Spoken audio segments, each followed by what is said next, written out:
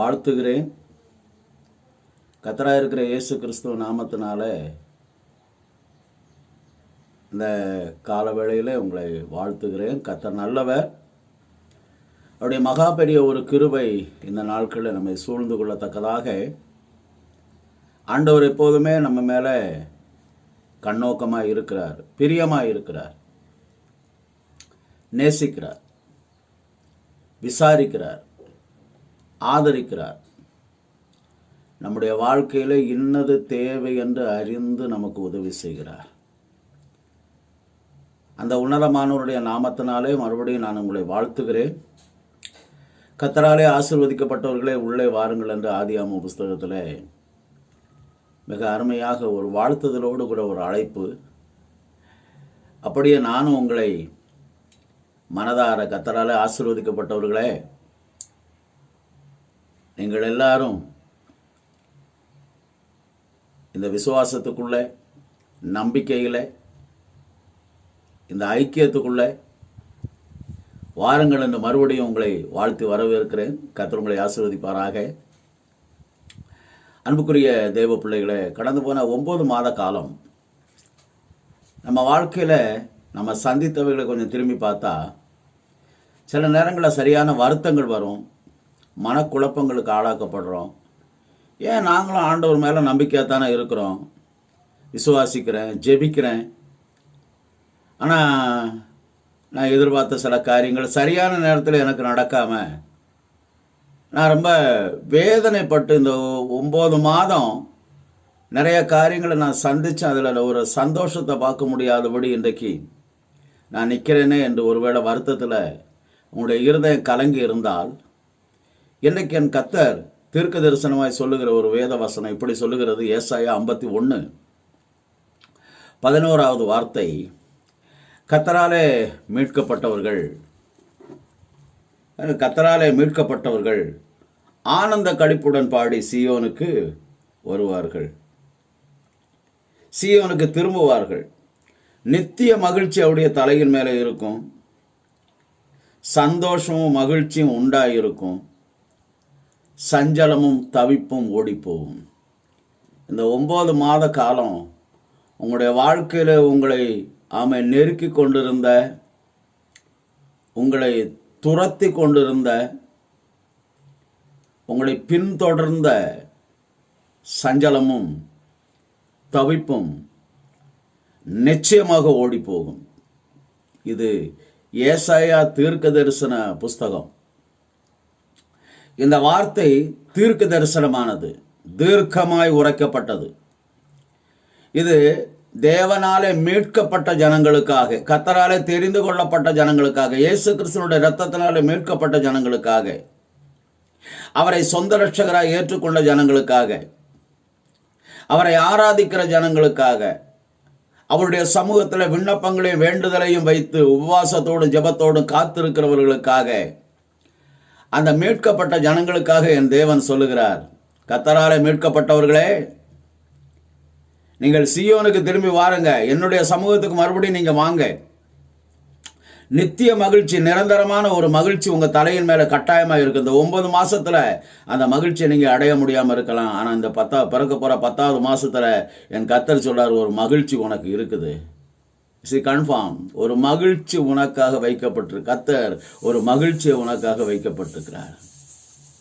சந்தோஷம் மகிழ்ச்சியும் தங்கி இருக்கும், சஞ்சலமும் தவிப்பும் ஓடிப்போகும். உன்னுடைய வாழ்க்கையில் வியாதியினால, வறுமையினால, வேதனையினால, பிள்ளைகளுடைய எதிர்கால வாழ்க்கை குறித்த கேள்வியினால, எதிர்பார்த்த நன்மைகள் நடக்காம, சந்தோஷம் இல்லாமல், மன உளைச்சலுக்கு ஆளாக்கப்பட்டு, எந்தெந்த காரியத்திலெல்லாம் நீங்கள் முயற்சி எடுக்கிறீர்களோ அந்த முயற்சியெல்லாம் லேட் ஆகும்போது, அது காலதாமதம் ஆகும்போது இருதயத்தில் கலக்கம் உண்டாகிறது. இருதயத்தில் கலக்கம் உண்டாகும் போது மனம் சோர்வடைகிறது. மனம் சோர்வடையும் போது ஜெப வாழ்க்கை குறைகிறது. ஜெப வாழ்க்கை குறையும் போது விசுவாசம் நின்று போகிறது. இப்படி இந்த 9 மாதத்தில் பல நேரங்களிலே இப்படிப்பட்டதான சோதனைகளை சந்தித்திருக்கலாம். ஒருவேளை இயேசுவின் நாமத்தில் நான் சொல்லுகிறேன், இந்த சஞ்சலமும் தவிப்பும் நிச்சயமாக உங்களை விட்டு ஓடி போகும். கட்டாயமா அதில் சந்தேகம் இல்லை. சஞ்சலமும் தவிப்பும் கட்டாயம் ஓடி போகும் என்று கர்த்தருடைய வார்த்தை சொல்லுகிறது. தேவ பிள்ளையே, நிச்சயமாக உங்களுடைய வாழ்க்கையில கர்த்தர் உங்களை ஆதரிக்கிறவராக இருக்கிறேன் என்று சொல்லுகிறார். அதுலேயே எஸ்ஐயா 51:12 நீங்கள் வாசித்தீங்கன்னா, நானே உங்களுக்கு ஆறுதல் செய்கிற தேவன். எஸ், சஞ்சலமும் தவிப்பும் உங்களை விட்டு ஓடி போகும். நித்திய மகிழ்ச்சி உங்கள் தலையின் மேலே இருக்குமா? சந்தோஷமும் மகிழ்ச்சியும் அப்படியே தலையின் மேலே ஒரு கிரீடமாய், தலையின் மேலே ஒரு கிரீடமாய் இருக்கும்.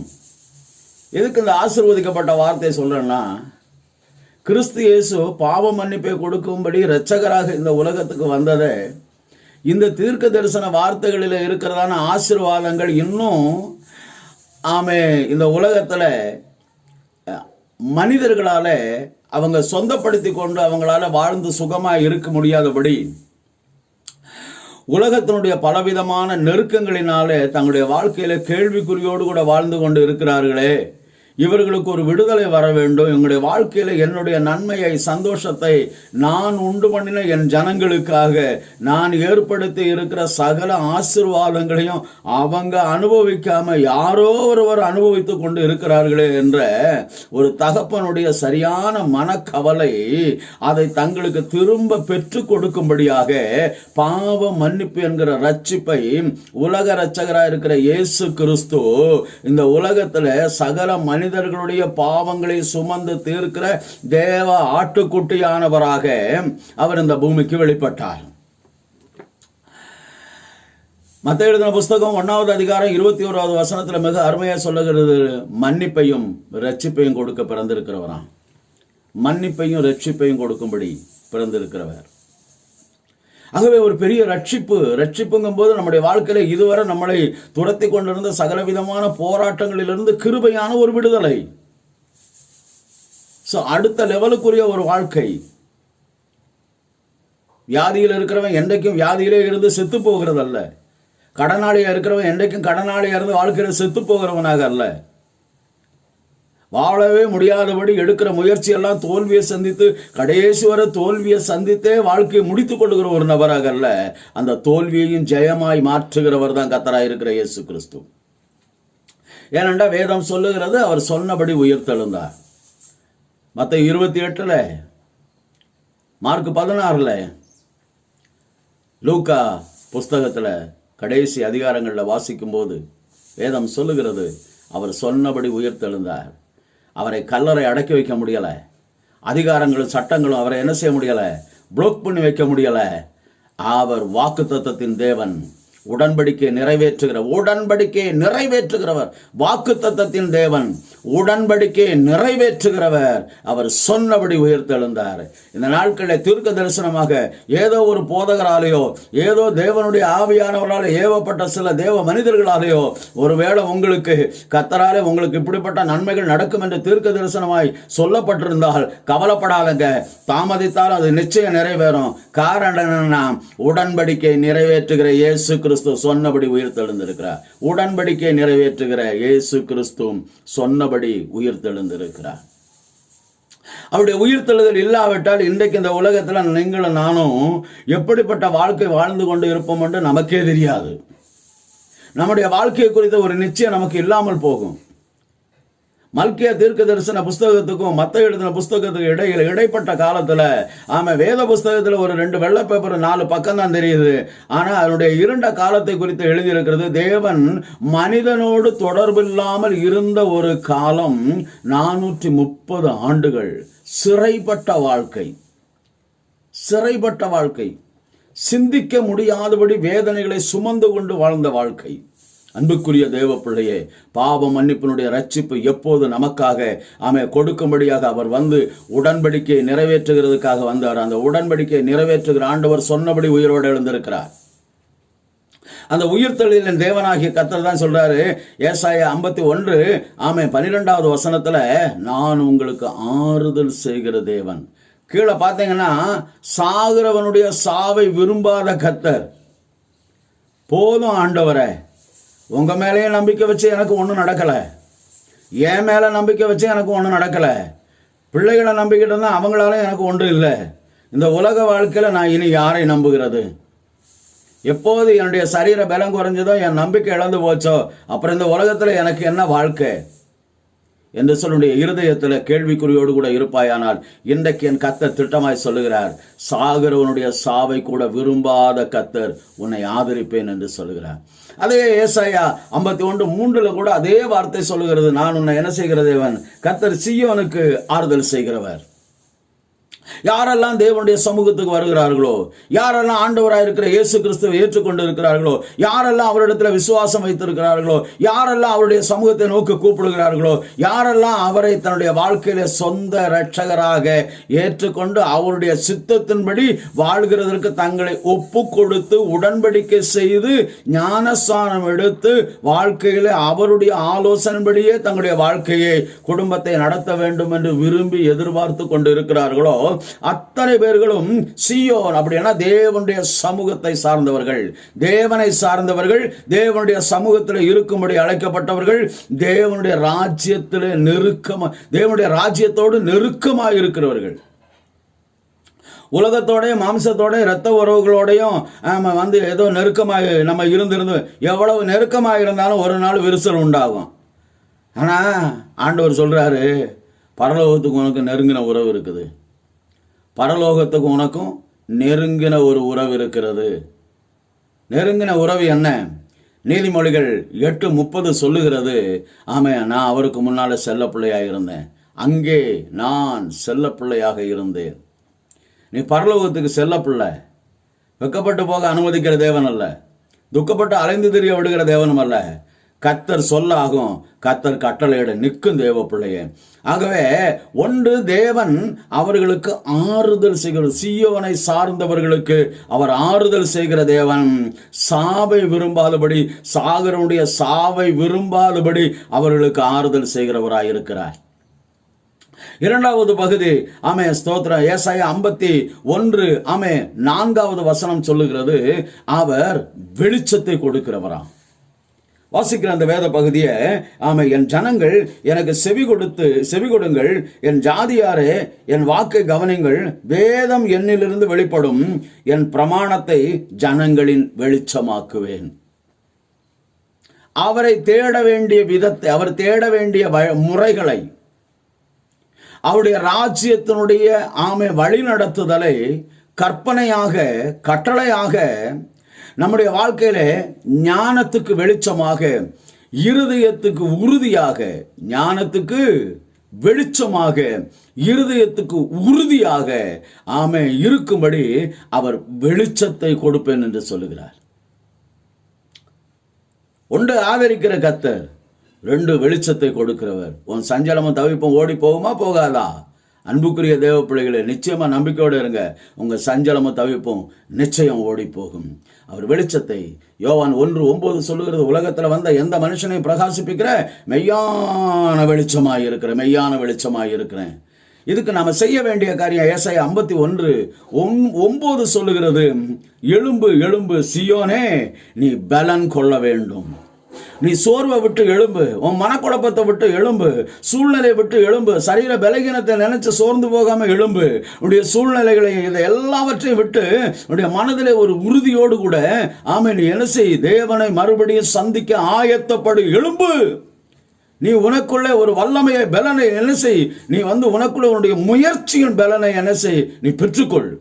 முயற்சியின் பலன், எழும்பு எழும்பு சீயோனே, நீ பலன் கொள்.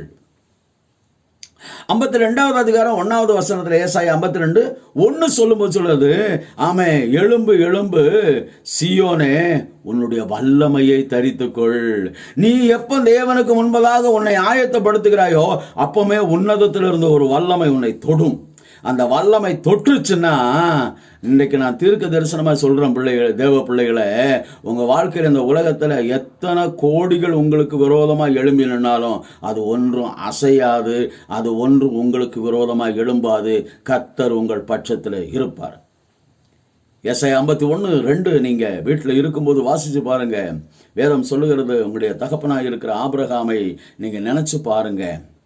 தகப்பனா இருக்கிற ஆபிரகாமை உங்களை பெற்ற சாராளையும் நோக்கி பாருங்கள். அவர் ஒருவனாய் இருக்கிற கர்த்தர் அவனை அழைத்து என்ன செஞ்சாராம்? ஆசீர்வதித்து பெருக பண்ணினார். அன்புக்குரிய தேவ பிள்ளைகளை, இந்த 10வது மாதம் சஞ்சலமும் தவிப்பும் ஓடி போகும். சஞ்சலமும் தவிப்பும் ஓடி போகும். நித்திய மகிழ்ச்சி உங்களுடைய தலையின் மேலே இருக்கும். நிச்சயமாக சொல்கிறேன், கர்த்தர் இந்த வாக்கு தத்தத்தை இப்போ சொன்னதுனால தான் உங்களுக்கு நான் சொல்லிக்கிட்டு இருக்கிறேன்.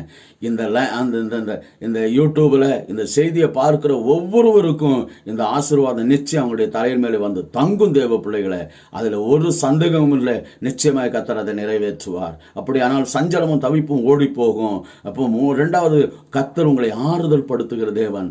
3வது, வேதம் சொல்லுகிறது அவர் உங்களுக்கு வெளிச்சமாக இருக்கிறவர். 4வது, இதையெல்லாம் நாம் பெற்றுக்கொள்ள வேண்டுமே ஆனால் நமக்குள்ளே ஒரு ஆயத்தம் இருக்க வேண்டும். அதுதான் உன்னுடைய பலனை என்ன செய், நீ தரித்துக்கொள். உன்னுடைய பலனை, உனக்கு கொஞ்சம் பலம் தான் இருக்குது, அதை பற்றி கவலைப்படாத. படுத்தே கிடக்க வேண்டிய சூழ்நிலையா, வாய்க்கு ஒரு பிரச்சனையும் இருக்காது. சத்தம் போட்டு ஆண்டவரை கூப்பிடு, அப்பா பிதாவேன்னு கூப்பிடும்போது உனக்கு மறு உத்தரவு கொடுப்பார் தேவ பிள்ளையே. ஆமென், ஸ்தோத்திரம். அவர் ஆறுதல் செய்கிறவர்.